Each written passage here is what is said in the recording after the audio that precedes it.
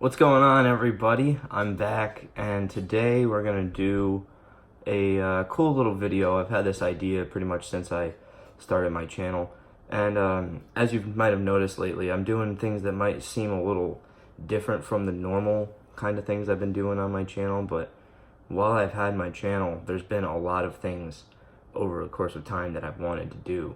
So I'm just gonna integrate all that stuff into this channel and deal with it. So what that means is today we're doing a top 5 list, and not just any top 5 list. This is the top 5 movies that I have seen a billion times. Now, this doesn't necessarily mean that these movies are my favorite movies. It doesn't mean that at all. I do like these movies. I love these movies, and some of them will probably make the list for my top 5 favorite movies. But none of them are my favorites in like concrete. I haven't figured that out for myself yet because I like a lot of movies and I don't know if I can pick my favorite. So without any further ado, let's get this list started. Starting off the list at number 5 is Django Unchained, directed by Quentin Tarantino. This movie came out in 2012, and I believe the first time I saw this movie, I was in my room and I turned on IFC, and this movie started, and I got lost in it very fast. And not in a bad way, like I got lost, like I didn't know what was going on. Like I got lost in it because I thought it was that damn good. And I didn't realize how long the movie actually was until about halfway through, and I was like, oh shit, this movie's still going on. And it wasn't a bad experience at all, and I loved this movie. And Jamie Foxx killed it. Christoph Waltz killed it. Leonardo DiCaprio, obviously, I don't think I need to say it's Leo. Of course he's gonna kill it. But yeah, this movie is takes place a long time ago.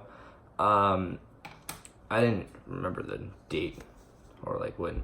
It takes place a while back. Basically, slavery and stuff is still a thing, and it starts out, and Django is in a chain gang, and they're being taken, to somewhere from their owners or whatever. And then Christoph Waltz's character comes in like a dentist wagon, and he comes and he shoots the slave owners, and he frees Django, and soon, basically, he would take Django under his wing, and they would be bounty hunters. And it's a great movie. There's a lot of action. It's a Tarantino movie. There's going to be a common theme with the movies on this list. A lot of action-oriented things. But I still think they drive home a good story. And at the end of the day, this is like a movie that I can throw on just about anytime, anywhere, and be cool with watching it from wherever it is going to take place in itself. Like if it's towards the end, in the beginning, or the middle somewhere, I can still just throw this movie on, watch it, and be happy. I like it a lot, and I definitely recommend that you go and check it out if you haven't already.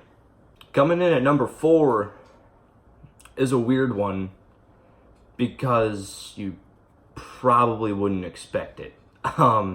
Number 4 movie that I've seen a lot, The Wizard of Oz, the 1939 Wizard of Oz, directed by Victor Fleming. This movie I watched hundreds and hundreds of times when I was little, and it was one of those things that as soon as it was over, I'd ask my mom to rewind it on the VCR to watch it again. That's how much I loved this movie when I was little. I watched it all the time. All the time. I watched this movie so much. And it's been so long from that point to now since I've seen it. But I've seen it so many times then, it's almost like I can just pick up right where we left off, What can I say about this movie? It's a classic. It's a true classic movie. Dorothy is in Kansas, tornado hits, and then she's in the fucking land of whatever the fuck it's called. I don't know. There's Yellow Brick Road. There's a bunch of little freaks running around. My description of this movie is not doing myself justice at all. But yeah, Dory, from fucking Finding, god damn it. Dorothy, finds these people along her trip to go see the Wizard of Oz to try to get herself back home. And, throughout she meets, the Lion, she meets the Tin Man, and she meets the Scarecrow. And, the Scarecrow, doesn't have a brain, I think, right? The Tin Man doesn't have a heart, and the Lion doesn't have courage. I'm pretty sure that's right. If I completely fucked that up, that so doesn't do this movie justice for being on this list, but whatever. Anyway, yeah, basically it's just a long journey of Dorothy making her way to go see the Wizard of Oz. And basically when she got to this land, she killed a witch, right? So like her house landed on the witch, right? And the witch died. So ding dong, the witch is dead. I remember that like I fucking know tomorrow. And then the Wicked Witch of the West, right, is like pissed at her for killing that witch, I'm pretty sure. And I'm so Jesus.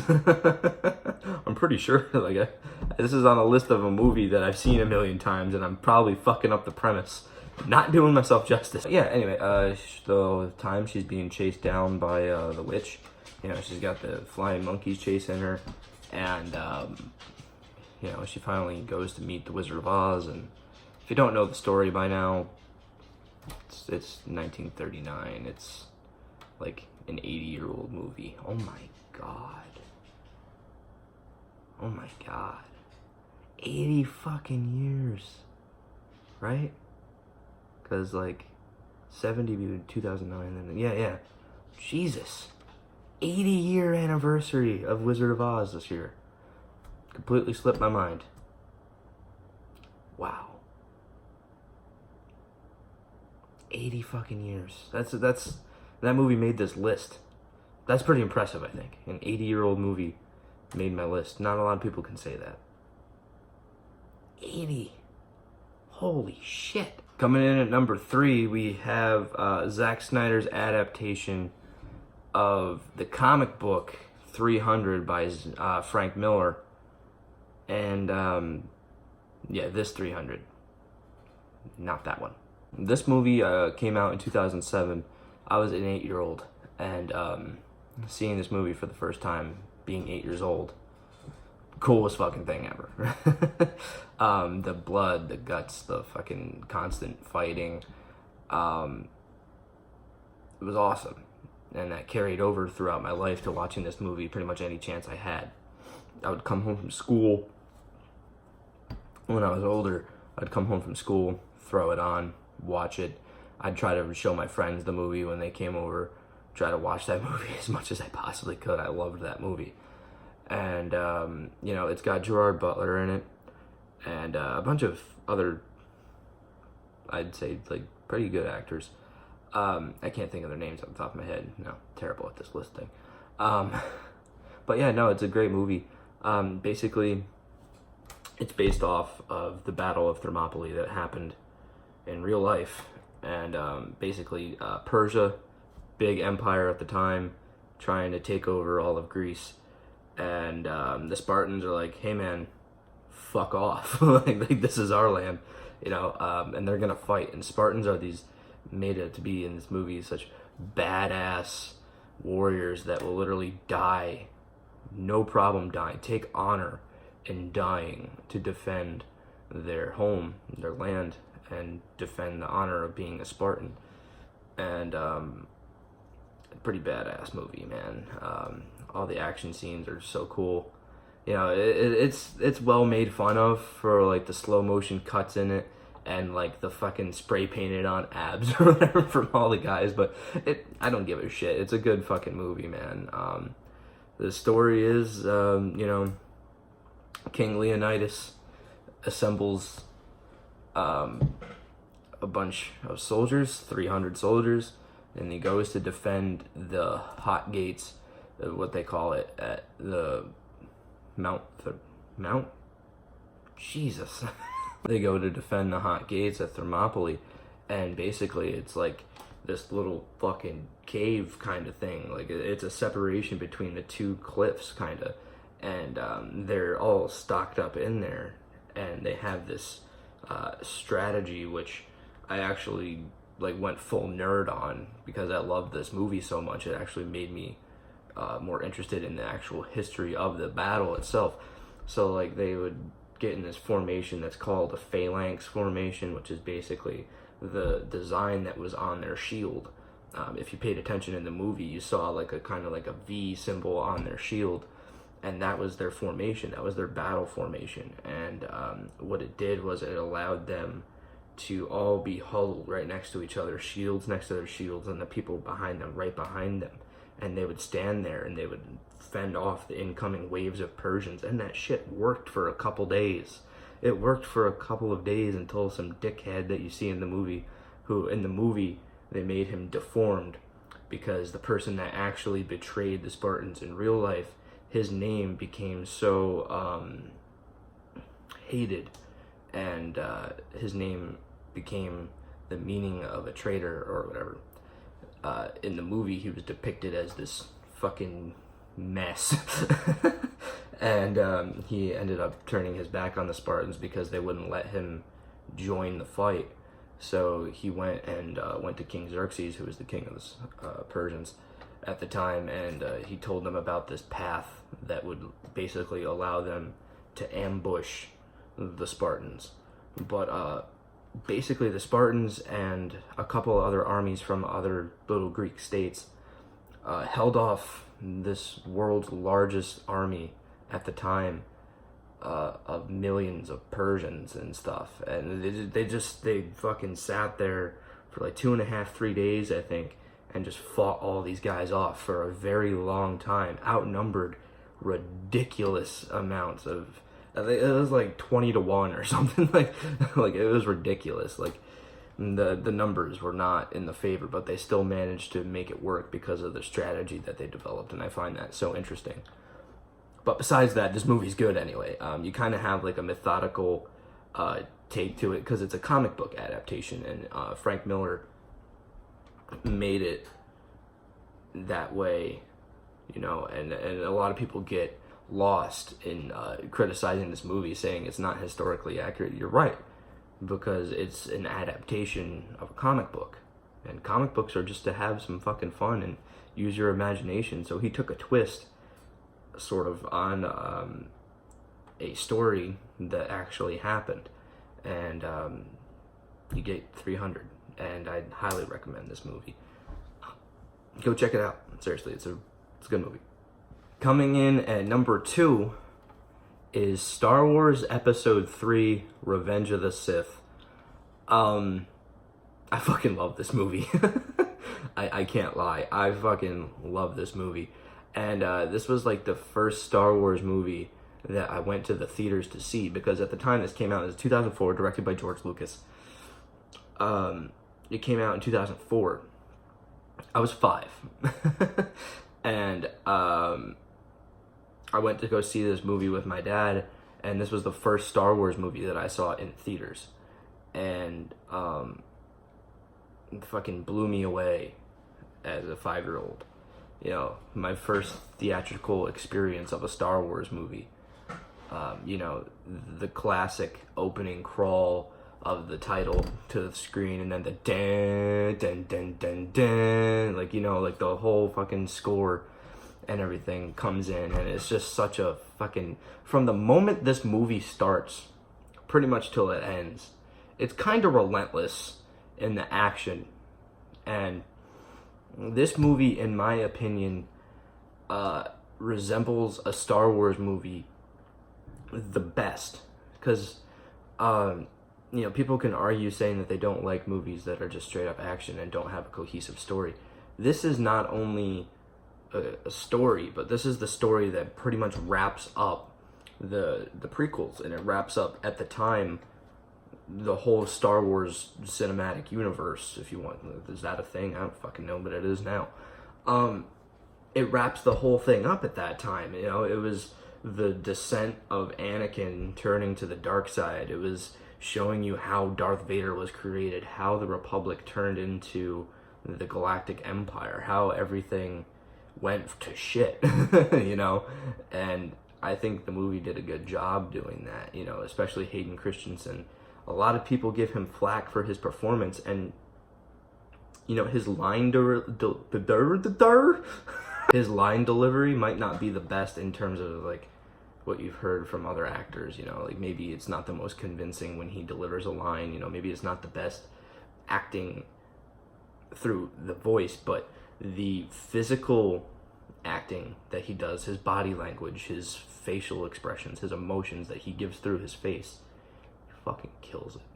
He kills it, and it's awesome. He really shows the struggle, the internal struggle that Anakin was going through at this time. There's so much conflict and emotions running through him. This was the movie that tied in the question of why the Empire was what it was, how it got there, how Darth Vader became Darth Vader, and what happened. And I think is, without a doubt, the best movie of the prequels. And in my personal opinion, I might be attacked in the comments, but my personal opinion, it's right up there. I think it goes like Empire Strikes Back and then Revenge of the Sith. I know that might be fucking wild. I know that might be crazy. And at the time of this video, episode 9 hasn't come out yet. And if anything's like Return of the Jedi, or not Return of the Jedi, The Last Jedi, then my opinion's not going to change. Anyway, yeah, Star Wars Episode 3, the lightsaber battles, the action in this movie, balls to the wall. It's as much as you could ask for. Literally, the opening shot of the movie is probably one of the most gorgeous shots in any Star Wars movie, and it still holds up. It still holds up to this day.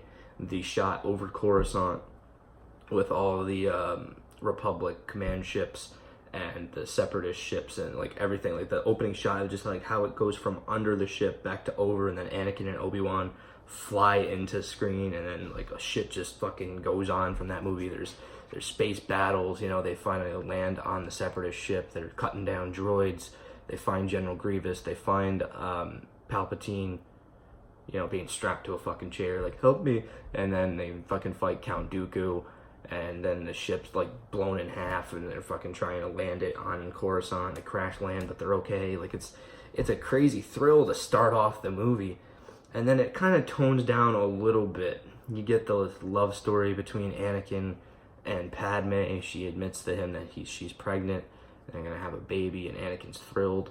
And then he has visions of losing Padme in his sleep, and you know, he turns to the Chancellor. In the meantime, the Jedi Council's like a little concerned about Palpatine, so they want Anakin to spy on him, and then he gets like all these conflicting emotions inside, and Obi-Wan's like, look man, we trust you. And he gets a little upset too, because Samuel Jackson's character, Mace Windu,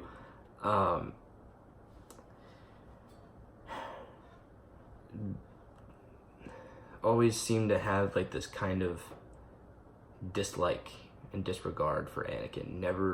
Anakin was never Windu's favorite person, and he denies him a spot on the council, but he gives him the rank of master. So it's like a conflicting emotion through Anakin. It's not fair that he's not on the council, but at the same time he's the rank of master now, so it's like, all right. But then, you know, like the last time Obi-Wan and Anakin see each other until shit hits the fan, you know, they're laughing and they're just bullshitting with each other, you know, they're like kind of like fucking with each other, like talking about how Anakin saved Obi-Wan again, and then like make a joke about how one of the times didn't count. You can see the brotherhood that these two had, the bond that these two had, which I do agree that these movies could have shown that a little bit better to get more of an emotional attachment between these two invested in us. But I think that scene did a pretty good job of just showing how close these two actually were, and then the fact that they wouldn't see each other again until they're trying to fucking kill each other at the end of the movie. It's crazy.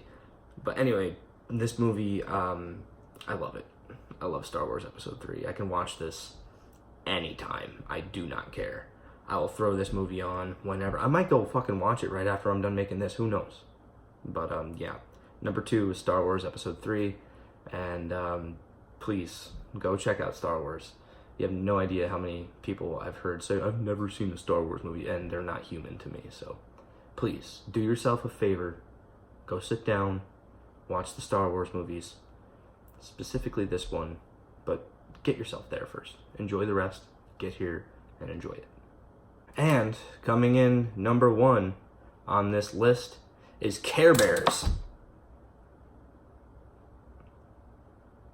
Care Bears. Alright, so for real, number 1 movie on this list is SpiderMan 2002, directed by Sam Raimi. And, holy fucking shit. This movie not only got me into superheroes, not only got me into Marvel comic books and all that stuff, but this movie also got me into movies. This is, without a doubt, my introductory towards loving film. And this movie, Spider-Man, stars Tobey Maguire, Kirsten Dunst, James Franco, Willem Dafoe, and a bevy of other characters. J. Jonah Jameson, played by J.K. Simmons. I almost called him J.K. Rowling, the fucking author of Harry Potter. Yeah, it's basically the first superhero movie, besides Blade, that was successful in a long time, because throughout the 90s, you had the Batman series, which was a roller coaster, to say the least. It ended on a sour note until the mid-2000s with the resurgence of the Batman series. Anyway, yeah, this movie, man, I've seen this movie so many times. From the opening scene of Peter running to catch his bus, to the bus driver being a dickhead, and laughing along with the rest of the kids, mind you. Yeah, everybody's like fucking 30 in this movie playing teenagers. I love it. All the way to the end fight with him and Green Goblin, all the way to the fucking post-credit music video, if you had the VHS tape, which is what I watched when I was younger, of fucking Nickelback featuring, what's his face from Saliva. It was like, Chad Kroeger and Josie Scott doing fucking, Hero, or My Hero, whatever the fuck the name of the song is. All the way through, man. Memories of this movie will never go away, because Spider-Man was such a big part of my childhood, and still is today. You know, go watch the Spider-Man Far From Home review. Cheap plug. Anyway, go and watch any Spider-Man movie, and it's been a part of my life. And this movie kickstarted an interest into film, into superheroes, into Spider-Man himself, and I'll be forever grateful to that, because I love movies, and I love Spider-Man, and I love comic books and all that stuff. So I owe it to this movie to put it on this list. Not only is it one of my favorite movies of all time, I've seen it a million times, and it just holds a very special place. But yeah, this movie, it's the Spider-Man origin story that everybody can go back to. Peter Parker gets bit by the spider, becomes Spider-Man, gets the powers. The line of great power comes great responsibility by Uncle Ben, the death of Uncle Ben, him fully becoming Spider-Man, Green Goblin, Harry Osborn's father, Norman Osborn, becoming Green Goblin, the fight, the reveal that it is Norman, Peter and him, you know, have the moment, the death, and then the setting up for the next movies throughout the end of this movie. From start to finish, I love this movie, and I've seen it so many times, and I highly recommend it. You know, I recommend all these movies. They're all good movies. And but this one just holds a serious, special place in my heart, you know, because without this movie, I don't know if I would care about superheroes as much as I do. I don't know if I'd care about movies as much as I do. So this one was really deserving of this list, if any of these movies are deserving. It's this one. But yeah, man, Spider-Man 2002, go check it out. So many classic scenes, dude. I could sit here and talk about this movie for hours. And I might, in a different video. But until then, thank you guys for watching. This was my top 5 list of movies I've seen a billion times.